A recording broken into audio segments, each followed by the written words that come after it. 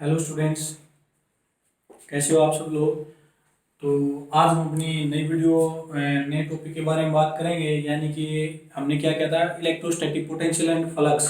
इसके सारे थ्योरेटिकल जो पोर्शन था, जो डेरिवेशन पोर्शन था, वो हमने कर लिया था। आज हम क्या करेंगे, इसके न्यूमेरिकल्स के बारे में बात करेंगे कि किस टाइप्स के न्यूमेरिकल इसके अंदर आते हैं और इनको कैसे सोल्व करोगे आप। तो आज हम न्यूमेरिकल के बारे में चलेंगे, तो करते हैं भाई स्टार्ट। तो देखो भाई, ये हमारे पास क्या फर्स्ट न्यूमेरिकल है। इसके अंदर क्या दे रखा है, if 20 joule of work is done in moving A charge of 4 coulomb from A point. यानी हमारे पास क्या होता है, एक 4 कूलम का क्या है, चार्ज है, जिसको हम एक पॉइंट से दूसरे पॉइंट तक लेके जाने में 20 जूल ऑफ वर्क डन हमें किया जाता है। और जहां से एक पॉइंट से हम उसको लेके जाते हैं, वहां पर पोटेंशियल कितना है, 10 volt. To the another point where potential is V volt, यानी जहां पर लेके जा रहे हैं वहां पर पोटेंशियल क्या है, वी वोल्ट है। Find the value of V, तो हमें वी की वैल्यू फाइंड आउट करनी है। तो देखो, सबसे पहले इसका डायग्राम बनाते हैं हम। डायग्राम के अंदर इसको कैसे करोगे भाई, यहाँ पर हमने कोई ए पॉइंट एज्यूम कर लिया और यहाँ पर हमारे पास क्या कोई बी पॉइंट है, दो पॉइंट हमने एज्यूम कर लिए, ठीक है। अब हम क्या करेंगे, उस चार्ज को, यहाँ पर हमारे पास क्या है, 4 कूलम का चार्ज है, उसको हम इस ए पॉइंट से कहां पर लेके जा रहे हैं, बी पॉइंट के ऊपर। तो वर्क डन हमें कितना किया जाता है भाई, 20 जूल ऑफ वर्क डन हम इसके अंदर करते हैं, ठीक है। और क्या दे रखा है, where the potential is 10 volt, यानी जहां पर पोटेंशियल 10 वोल्ट है वहां से हम उसको लेके जाते हैं, और उस पॉइंट के ऊपर कहां पर पोटेंशियल क्या है आपकी, V वोल्ट है। तो ए पॉइंट के ऊपर वी ए की कितनी वैल्यू हुई, 10 वोल्ट, और वी बी इसकी वैल्यू कितनी दे रखी है, V वोल्ट, और इसी की वैल्यू हमें क्या करनी है, कैलकुलेट करनी है भाई, ठीक है। तो सिंपल सा आप देखो, डायग्राम बनने के बाद आपका जो न्यूमेरिकल वो बिल्कुल सिंपल सा बन जाता है। आपको अंडरस्टैंड भी हो गया होगा कि कौन सा फॉर्मूला लगाना, कैसे इसको आप कैलकुलेट करोगे। तो देखो, यहाँ पर क्या दे रखा है भाई, वर्क डन, यानी कहां से लेके जा रहे, ए टू बी लेके जा रहे, तो डब्ल्यू ए बी इसकी वैल्यू कितनी दे रखी है, 20 जूल। वी ए की वैल्यू कितनी दे रखी भाई, 10 वोल्ट। वी बी यानी इसको किसको दे रखा है, वी वोल्ट की इक्वल दे रखा है, हमें इसकी वैल्यू क्या करनी है, कैलकुलेट करनी है। और जो हमारे पास चार्ज दे रखा है वो कितना दे रखा है भाई, 4 कूलम का हमारे पास क्या दे रखा है, चार्ज दे रखा है भाई, ठीक है। अब इसको कैलकुलेट हम कैसे करेंगे, v की वैल्यू, वर्क डन दे रखा है, तो वर्क डन की फॉर्म के अंदर पोटेंशियल का फॉर्मूला आपका क्या होता है। तो देखो, यहां पर मैं लिख देता हूं कि पोटेंशियल और वर्क डन के बीच में क्या रिलेशन होता है, v is equal to W A B divide by Q, यही होता है हमारा। डब्ल्यू अपॉन क्या होता है, लेकिन डब्ल्यू क्या, डब्ल्यू हमारे पास क्या है, डब्ल्यू ए भी दे रखा है, ए पॉइंट से बी पॉइंट, तो डब्ल्यू ए भी डिवाइड बाई क्या दे दिया भाई। अब देखो, यहाँ पर पोटेंशियल भी हमारे पास दो हैं, ठीक है। तो जो वर्क डन आता है, देखो जो वर्क डन किया जाता है डब्ल्यू ए बी, वो किसके इक्वल होता है भाई, डिफरेंस इन पोटेंशियल। पोटेंशियल क्या होगा, ए से बी की तरफ जा रहे तो बी के ऊपर पोटेंशियल क्या होना चाहिए, ज्यादा होना चाहिए हमारा। तो इसको मैं ऐसे लिख सकता हूँ, V B minus V A, V B minus V A लिख सकते हैं भाई हम इसको, ठीक है। तो यहाँ पर जो वर्क डन की टर्म में, और मैं इसको क्या लिखता हूँ, डब्ल्यू, यानी हमारे पास ये फॉर्मूला बन सकता है इसका, ठीक है। अगर हम पोटेंशियल की क्रम में इसको दिखाते हैं, डिफरेंस की क्रम में, तो यहाँ पर मैं इसको क्या लिखूं भाई, W V B minus V A is equal to W A B divide by क्या हो। तो वी बी की वैल्यू हमारे पास क्या दे रखी हुई, वी की इक्वल दे रखी है, वी माइनस वी ए की वैल्यू क्या है, 10 वोल्ट। तो 10 is equal to work done कितना है, 20 जूल, 20 डिवाइड बाई चार्ज आपका कितना दे रखा है, 4 कूलम चार्ज दे रखा है भाई, तो डिवाइड बाई 4। तो यहाँ पर वैल्यू कर दी, v minus 10 is equal to क्या होगा भाई, 5 से कैंसिल हो गया 5, तो v की वैल्यू क्या होगी, 10 उस तरफ जाके किसका आ जाएगा, पॉजिटिव। तो हमारे पास क्या आएगा, 5 प्लस 10 इज इक्वल टू कितना होगा भाई, 15 वोल्ट, यानी v की वैल्यू हमारे पास क्या आ गई, 15। तो हमारे पास ये क्या है, हमने बी पॉइंट के ऊपर पोटेंशियल की वैल्यू निकाल दी हुई, ठीक है। तो इस तरह से फार्मूले आपको देखने पड़ेंगे कौन सा फार्मूला है, और उसके हिसाब से क्या करना, आपने वैल्यू पुट अप करनी है। तो नेक्स्ट न्यूमेरिकल है भाई, क्या है, ए चार्ज क्या हुई at a distance a by 2 above the centre of एक हॉरिजॉन्टल सरफेस, यानी हमारे पास एक हॉरिजॉन्टल सरफेस है, ठीक है। तो उसके हॉरिजॉन्टल के ऊपर हमने वो सरफेस डाल रखा है, तो उससे कितनी डिस्टेंस a by 2, उससे ऊपर, और उसका जो एज दे रखा वो कितना भाई a, यानी हमारे पास एक हॉरिजॉन्टल सरफेस है जिसकी साइड हमारे पास क्या दे रखी भाई, a के इक्वल दे रखी, मीटर या सेंटीमीटर कुछ भी है, ठीक है। और उससे a by 2 डिस्टेंस ऊपर हमारे पास एक पॉइंट है, तो वहां पर हमें क्या होता है ना, find the flux of electric field. Through the square surface. तो देखो सरफेस हमारा कैसा दे रखा है, स्क्वायर सरफेस दे रखा है, यानी अगर मैं इसको ऐसे बना देता हूं भाई, ये मेरे पास क्या एक स्क्वायर सरफेस है, ठीक है, हमने स्क्वायर सरफेस बनाया जिसकी साइड क्या दे रखी है, ए और ए, ठीक है। इस सरफेस से ऐसे a/2 डिस्टेंस ऊपर, अगर a/2 डिस्टेंस यानी यहां पर कोई पॉइंट है, ठीक है, वहां पर हमने क्या कर रखा है, क्या वो चार्ज हमने पुट कर रखा है, यानी ये डिस्टेंस कितनी दे दी भाई, a/2। तो इस पॉइंट के ऊपर हमें इलेक्ट्रिक फ्लक्स की वैल्यू बतानी हुई। तो देखो अगर हमारे पास क्या होता है भाई, अगर हम इसको एक रेगुलर सरफेस की शेप दे देते हैं तो हमारे लिए इसको कैलकुलेट करना आसान हो जाएगा। लेकिन यहाँ पर सिर्फ क्या है, एक हॉरिजॉन्टल सरफेस दे रखा है और कैसा स्क्वायर है, तो इससे ऐसे दे रखी हुई, मान लीजिए डिस्टेंस हमारे पास a/2 ऐसे परपेंडिकुलर इस साइड में ऐसे ऊपर की तरफ आ रही है इससे, ठीक है, तो वहां पर a/2 है। तो देखो इसके लिए हम क्या करें, बिल्कुल एक सिमेट्रिकल सरफेस बनाते हैं। मान लेते हैं हम इसको क्यूब की तरह एज्यूम कर लेते हैं भाई, जैसे हमने क्यूब मान लिया, हमने क्यूब हमारे पास क्या होता है, 3 डायमेंशन के अंदर होता है भाई, और इसके जो सरफेस है वो हमने क्या मान लिए, स्क्वायर सरफेस मान ली क्यूब की, जो साइड है हमारे पास इस तरह से, ठीक है। अब देखो भाई ये क्यूब हमने मान लिया, इसकी जो साइड है वो सारी किसके इक्वल हो जाएंगी, ए यानी सभी किसके इक्वल हो जाएंगे भाई, ए के इक्वल हो जाएंगे, क्योंकि स्क्वायर सरफेस से हमने क्यूब बनाया है। तो देखो इसके लिए क्या होगा, अब इससे जो एज दे रखा हुआ a/2 है, तो अगर एज a के इक्वल है और जो डिस्टेंस दे रखी है जहां पर हमारा चार्ज क्या रख रखा, वो क्या है a/2, इससे क्या रख रखा भाई ऊपर, तो ये सरफेस है मान लिया, इससे a/2 यानी ये, यानी इसका क्या मतलब है, इसके सेंटर के ऊपर आएगा a/2, मैंने यहां पर क्या रख दिया, क्या वो चार्ज पुट कर दिया, क्योंकि देखो ये डिस्टेंस हमारे पास a है, ये डिस्टेंस भी a है, ये भी a है और ये भी a है, तो मैं बिल्कुल a/2 मेजर करूंगा दोनों सभी साइड से, तो क्या आएगा, बिल्कुल सेंटर के ऊपर ही आएगा।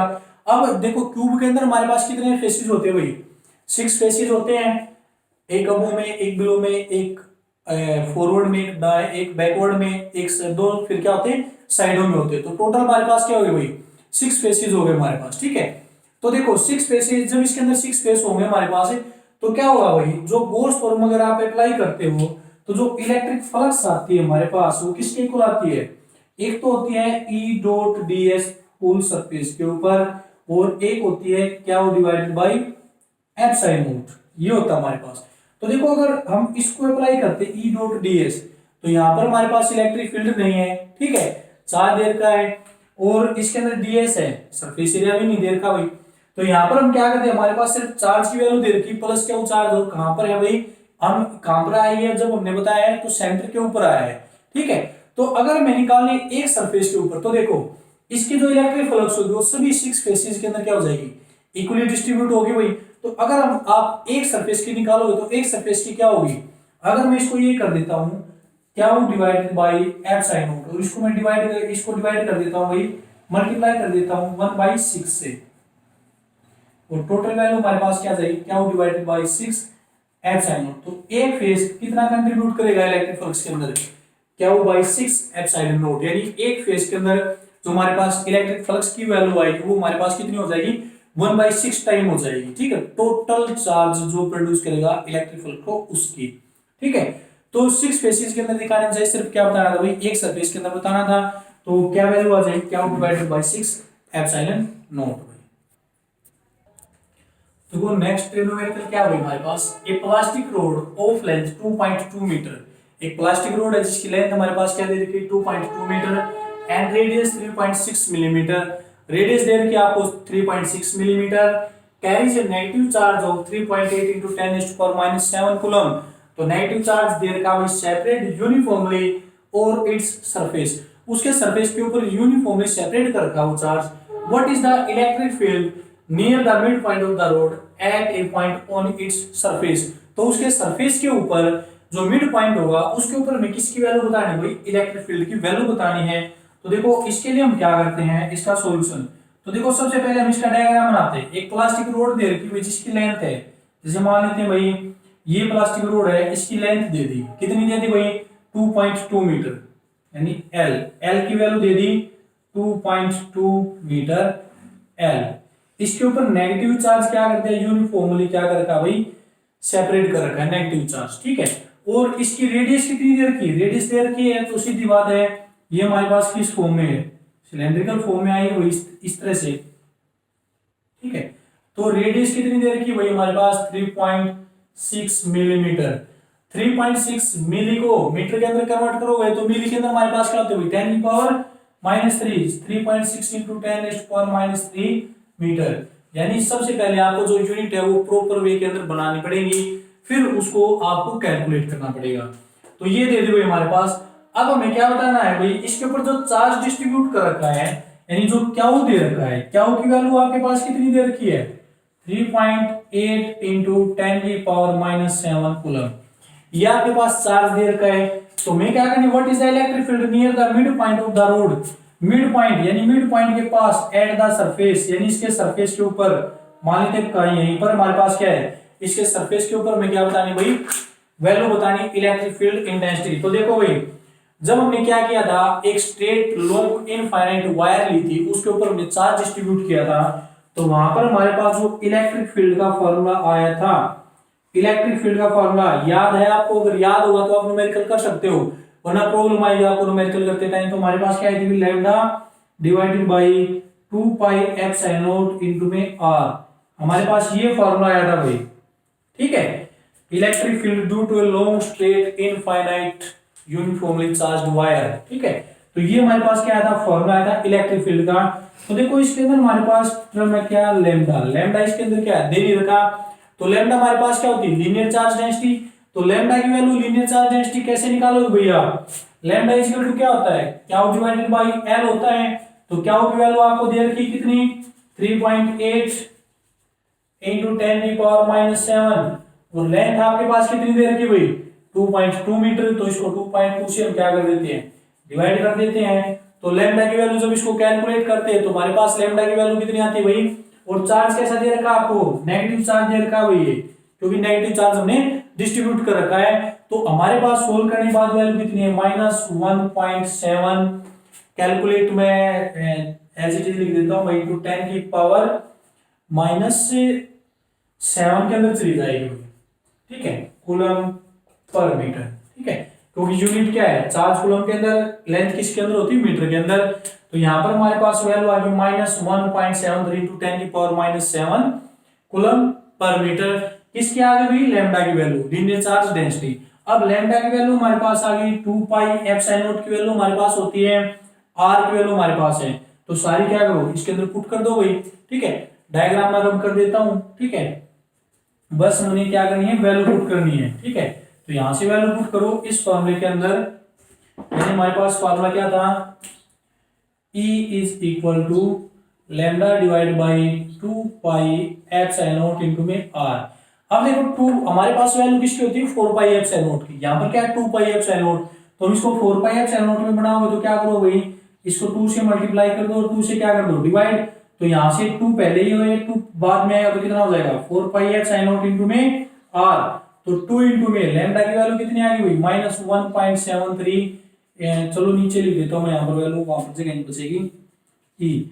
तो 2 इंटू में लैम्डा की वैल्यू आ गई -1.73 इंटू 10 की पावर -7, और 1/4 पाई एप्सिलॉन नॉट की वैल्यू क्या होती है, 9 इंटू 10 की पावर 9 डिवाइड बाई आर।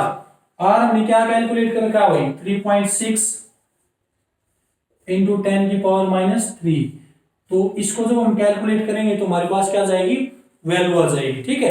तो इस तरह से आपको फार्मूले ध्यान रखने हैं, और जैसा ही फार्मूला होगा उसी के हिसाब से आपने क्या करना है, उसकी कैलकुलेशन करते चलनी है। सबसे पहले आप फार्मूला लिखोगे, फार्मूला क्या होगा, फिर उस फार्मूले के अंदर जो भी चीज आपको दे रखी है वो देखो आपके पास अवेलेबल है या नहीं है। अगर अवेलेबल है तो उनको पुट कर दो, अगर अवेलेबल नहीं है तो उसको क्या करो, उन चीजों का यूज करके उससे क्या करो, कैलकुलेट करो, और फिर उसको क्या करो भाई, फार्मूले के अंदर पुट करो। तो ये था हमारे पास सेकंड न्यूमेरिकल भाई।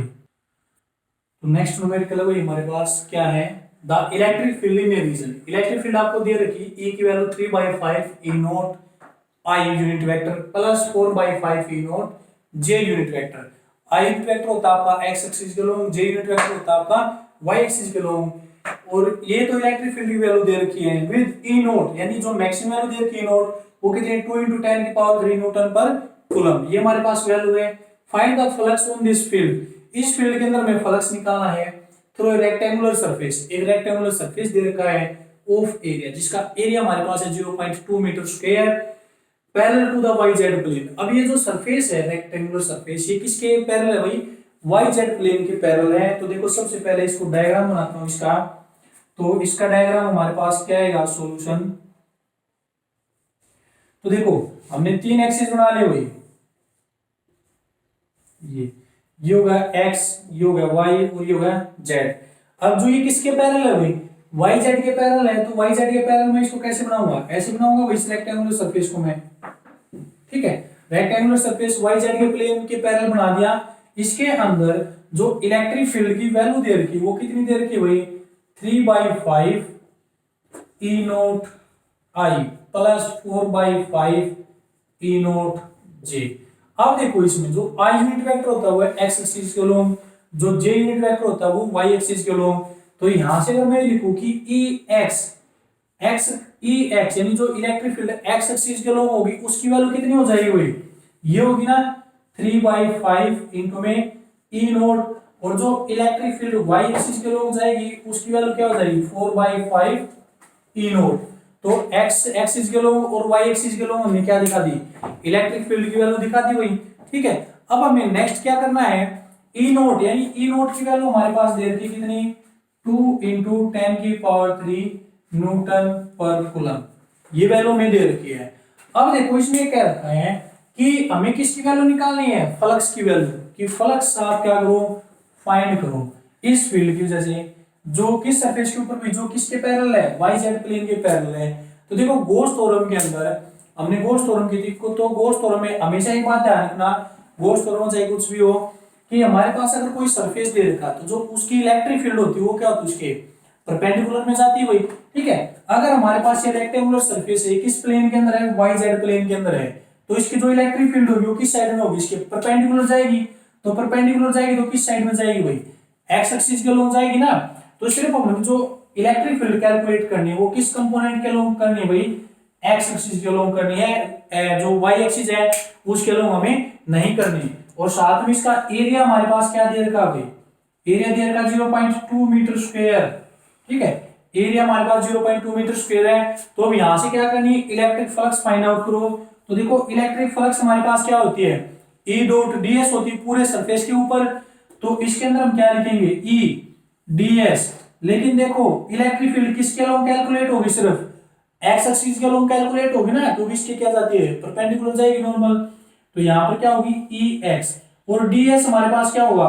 अगर इसका सरफेस इंटीग्रल होता है तो E तो हो जाएगा Ex के अलोंग, ds हमारे पास क्या होगा भाई? Surface area. टोटल इंटीग्रेशन आएगा तो टोटल एरिया आ जाएगा, कितना आ जाएगा? 0.2 मीटर स्क्वायर, ठीक है। अब यहां पर क्या करो? Ex की वैल्यू पुट करो भाई। Ex की वैल्यू हमारे पास कितनी है? 3/5 E नोट इंटू में 0.2। तो यहां पर कैलकुलेट करोगे तो कितना हो जाएगा? 3/5 E नोट की वैल्यू कितनी दे रखी है भाई हमारे पास? 2 इंटू में 10⁻³ और इंटू में 0.2। तो जब हम इसको कैलकुलेट करेंगे तो हमारे पास क्या जाएगा? इसका रिजल्ट आ जाएगा कि हमारे पास टोटल इलेक्ट्रिक फ्लक्स की वैल्यू कितनी है, ठीक है। तो सिर्फ आपको ये ध्यान रखना कि कौन सा फॉर्मूला किया था। इसमें वाई जेड प्लेन के पैरेलल दे रखा था, तो सीधी बात इलेक्ट्रिक फील्ड हमारी कहां पर होगी? जहां पर पैरेलल होगी तो वहां पर तो एंगल 0 बनेगा, ठीक है। और जहां पर परपेंडिकुलर होगी वहां पर हमारे पास क्या जाएगा भाई? वैल्यू आ जाएगी इसकी, ठीक है। तो ये हमारे पास क्या था? न्यूमेरिकल था। तो देखो भाई नेक्स्ट न्यूमेरिकल हमारे पास क्या दे रखा है? ए सिस्टम ऑफ टू चार्जेस, दो चार्जेस है, क्या सिस्टम है, क्या वो एक वैल्यू दे दी 2.5 × 10⁻⁷ कूलम, और क्या वो बी की वैल्यू दे दी -2.5 × 10⁻⁷ coulomb. Are located at a point 0 0 -15 और बी क्या है? 0 0 15 सेंटीमीटर।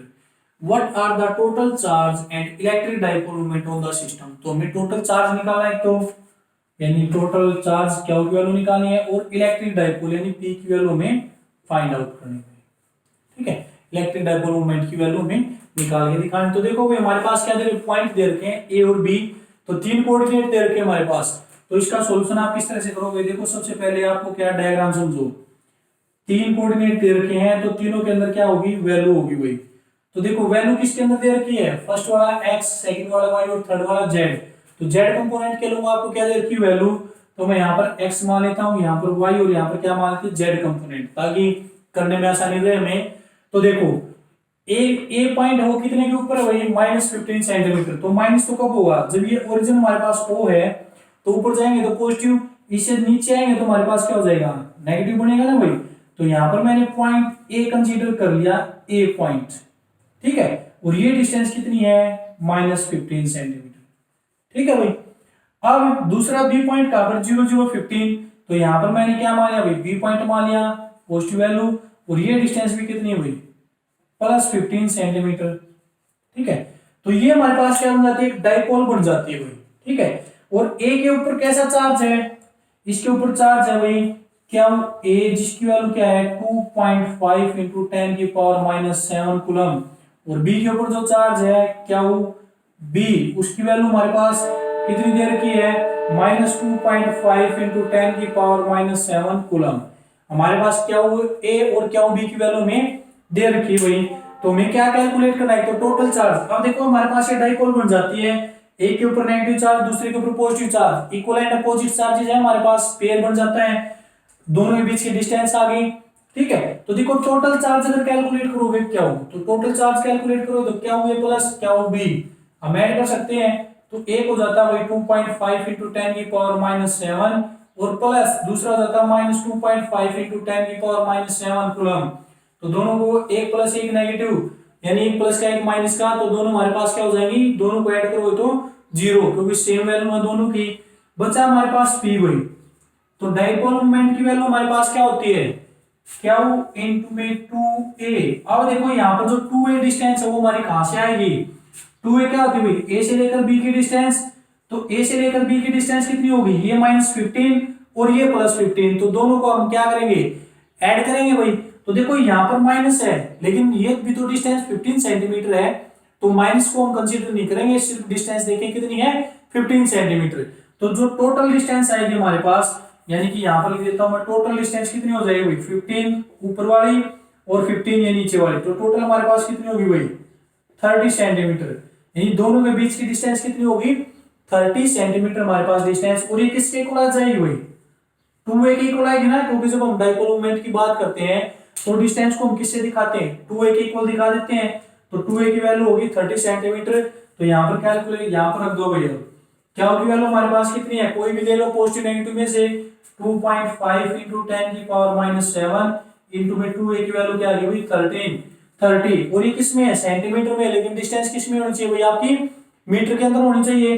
तो सेंटीमीटर के मीटर बनाओगे तो हमारे पास क्या करो भाई, इसको 10⁻⁻2 से मल्टीप्लाई कर दो हमारे पास, ठीक है। तो जब हम इसको कैलकुलेट करें तो हमारे पास क्या आ जाएगी, डाइपोल मोमेंट निकल के आ जाएगी।